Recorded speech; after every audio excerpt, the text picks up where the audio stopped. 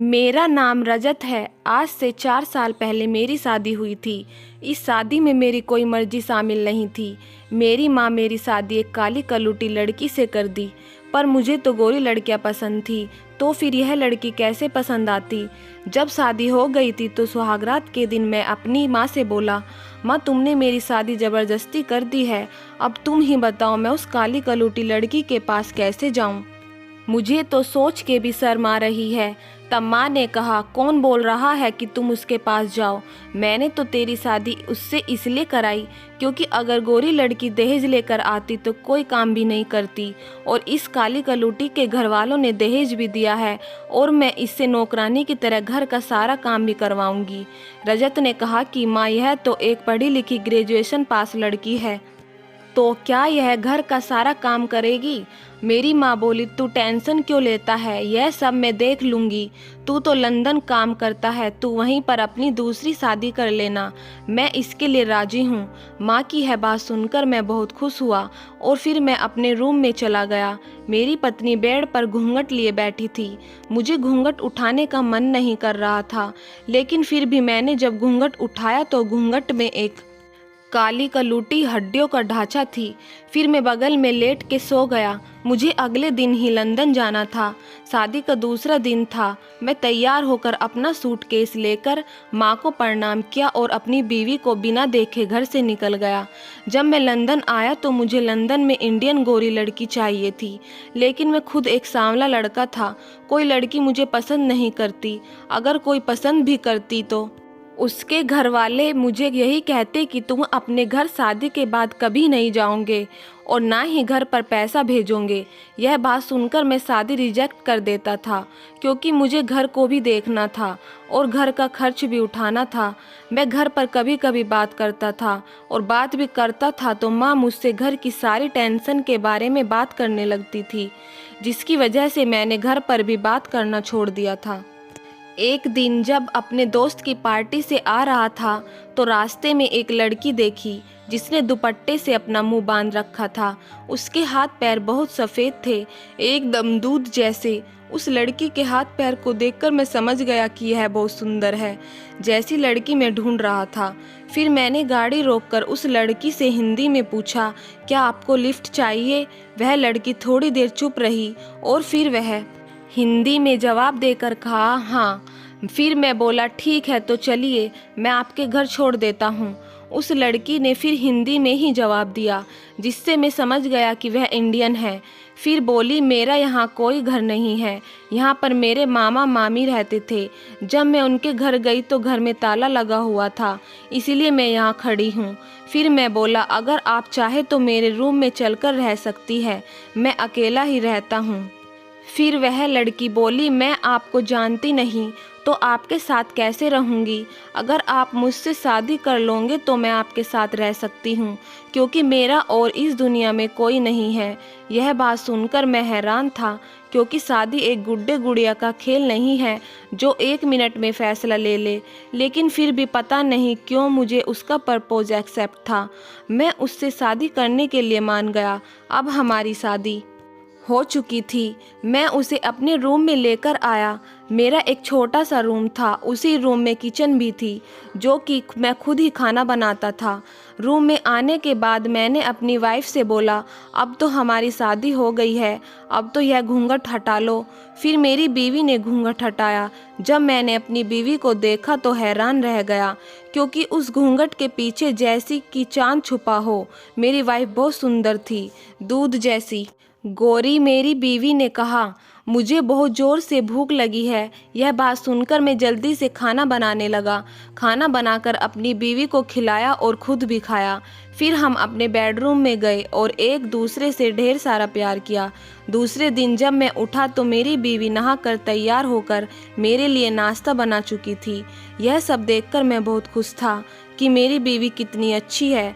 सुबह शाम होते ही ऐसा चलता रहा। वह मेरा बहुत ज़्यादा ख्याल रखती थी। एक दिन जब मैं काम से घर आया तो देखा कि मेरी बीवी रूम में नहीं है। मुझे लगा कि वह मार्केट गई है, लेकिन बहुत देर हो चुकी थी, अभी तक नहीं आई थी। उसे बहुत ढूंढा, मुझे उसके बिना रहा नहीं जा रहा था। मुझे उसकी बहुत याद आ रही थी। दिन पर दिन उसके प्यार में मैं पागल होता जा रहा था। मुझे यह चीज़ बर्दाश्त नहीं हो रही थी, इसीलिए मैं लंदन से घर आ गया। और जब घर आकर देखा तो मेरी बीवी नहीं थी, जो मेरी पहली बीवी थी। फिर मैंने माँ से पूछा, माँ मेरी बीवी कहाँ है? माँ ने जवाब दिया, घर का एक भी काम नहीं करती थी, लड़ाई करके अपने मायके चली गई। मुझे पूरा दिन घर का सारा काम करना पड़ता है, अब मैं थक गई हूँ, जा और अपनी बीवी को लेकर आ। जब मैं अपनी बीवी के घर गया तो उसके भाई उससे मिलने नहीं दे रहे थे।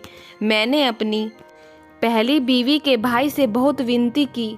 इतनी विनती करने के बाद मिलने की इजाज़त दी, और जब मैंने अपनी बीवी को देखा तो शौक हो गया, क्योंकि उसका पेट बाहर निकला हुआ था और वह 8 महीने की प्रेग्नेंट थी।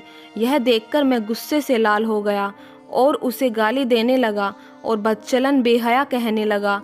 तब मेरी बीवी ने कहा, यह बच्चा आपका ही है। फिर मैंने बोला, मैं 4 साल बाद घर आया हूँ, तो यह बच्चा मेरा कैसे हो गया? मेरी बीवी और मेरे बीच बहस चलने लगी। अलग अलग के सारे लोग इकट्ठा हो गए।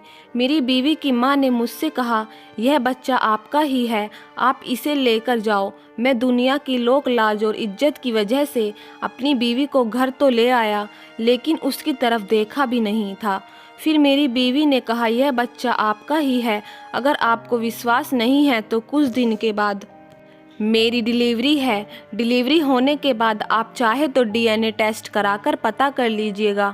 डिलीवरी की टाइम आ गया, डिलीवरी भी हो गई। डिलीवरी के बाद जब डीएनए टेस्ट हुआ तो रिपोर्ट देखकर मैं आश्चर्यचकित था। रिपोर्ट में लिखा था कि यह मेरा बच्चा है। मैंने अपने शहर के सबसे बड़े अस्पताल में जांच करवाया तो वहां पर भी यही रिपोर्ट आई। इसके बाद मैंने और भी 3-4 हॉस्पिटल में जांच कराया, हर जगह वही रिपोर्ट थी।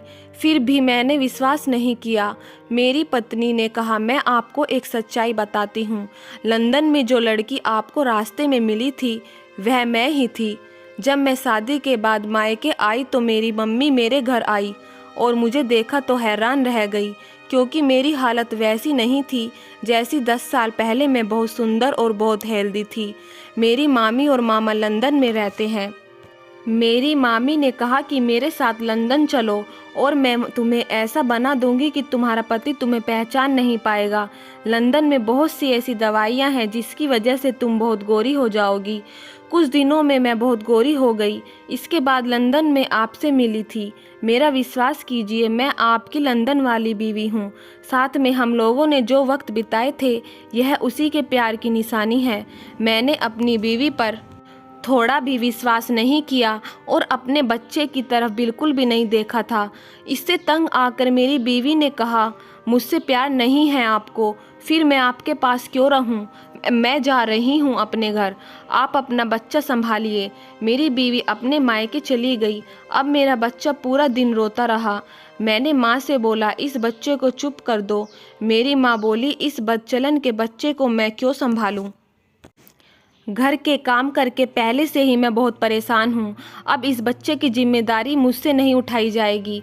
मैं जा रही हूँ कहीं और, तू ही संभाल इस बच्चे को। वह बच्चा भूख के मारे शाम तक रोता रहा। फिर मैं उस बच्चे के पास गया और चुप करने की बहुत कोशिश की। उस बच्चे की रोने की वजह से मैं ठीक से सो नहीं पा रहा था। फिर मैंने उसे दूध पिलाया। रात भर मैं उठता रहा और दूध पिलाता रहा। ऐसे ही कई दिन बीत गए। अब मुझे उस बच्चे से पता नहीं कब इतना प्यार हो गया कि मुझे उससे दूर जाने का भी मन नहीं करता रहा। आखिर वह मेरा ही बच्चा है। फिर मैंने सोचा कि इस बच्चे को माँ की ज़रूरत है। मैं अपनी बीवी के पास गया और विनती की कि तुम घर चलो। मेरी बीवी ने साफ मना कर दिया और बोली कि मैं नहीं जाऊंगी। मैंने अपनी बीवी से कहा, मेरे लिए ना सही, इस बच्चे के लिए तो मेरे साथ चलो। मेरी बीवी ने जब अब हमारे बच्चे की तरफ देखा तो उसकी आंख भर आई और अपने बच्चे को गोद में ले लिया। फिर मेरे साथ अपने घर आ गई। हम घर आ चुके थे। अभी भी हम दोनों के बीच अच्छे से बात नहीं हो पा रही थी, पर मैं बहुत खुश था कि मेरी बीवी मेरे साथ मेरे रूम में है। मुझे अपनी गलती का एहसास हो गया। फिर मैंने अपनी बीवी से हाथ जोड़कर माफ़ी मांगी। मेरी बीवी ने मुझे माफ़ कर दिया। अब हम खुशी खुशी रहने लगे। फ्रेंड्स, अगर मेरी स्टोरी आपको थोड़ी सी भी अच्छी लगी हो तो प्लीज़ एक लाइक ज़रूर कीजिएगा और चैनल पर नए हैं तो सब्सक्राइब कर लीजिएगा। धन्यवाद।